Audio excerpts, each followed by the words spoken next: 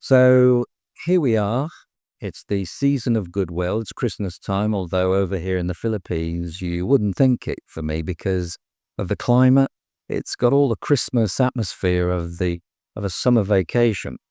The only place here that seems to have decorations and Christmas music is in the shopping malls. And I can imagine that it's just not financially feasible to start putting up Christmas lights all over the town and city here. Although this morning, Christmas Eve, I was woken up rather rudely by the god awful singing of one or two individuals belting a tune out through karaoke between the squeaking and the feedback of a microphone across the city. And I have a feeling that this is now going to continue all the way through till New Year. Anyway, sometimes the season of goodwill, for one reason or another, depending on our circumstances, there's a temptation to try and make this another perfect Christmas.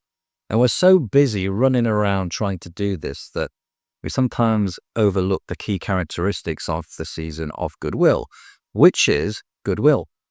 We're so concerned about making sure that the gifts that we bought are the right ones and the ones that we receive are the right ones and that the Christmas dinner is cooked to absolute perfection and all the decorations look fantastic that sometimes it can create the opposite of what we're actually looking to achieve. We can get so stressed about trying to make things so perfect, to rinse every last drop of this occasion for ourselves.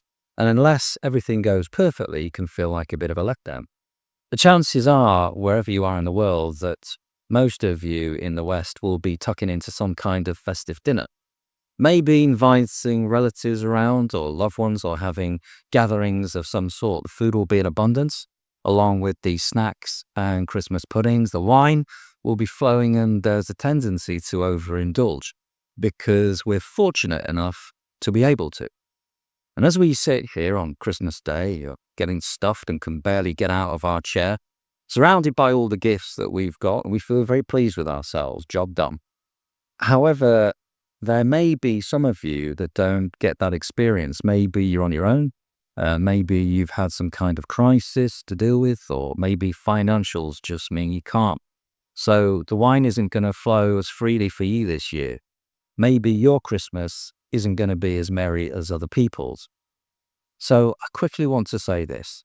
As I sit here in this ivory tower in Cebu City, I sit back and from my phone I can order a variety of different restaurants and fast food chains.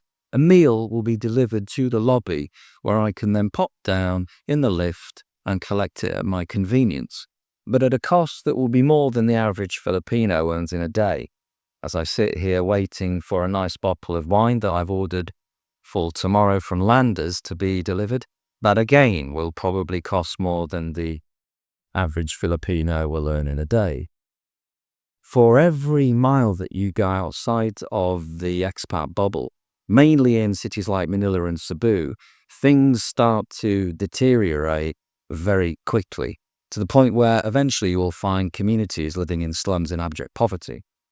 The only delivery that they're likely to get is called pagpag, which is the scraps of food, meat, fish, and vegetables that are left over from various restaurants and fast food outlets that are thrown into dumpsters where kids collect it and then take it home, where their mother separates the scraps of meat, puts it into a big boiling pot where it's boiled 4 times to try and get rid of all of the harmful bacteria and toxins that it may contain and therefore cause diseases such as diarrhea, typhoid, hepatitis, and food poisoning, etc.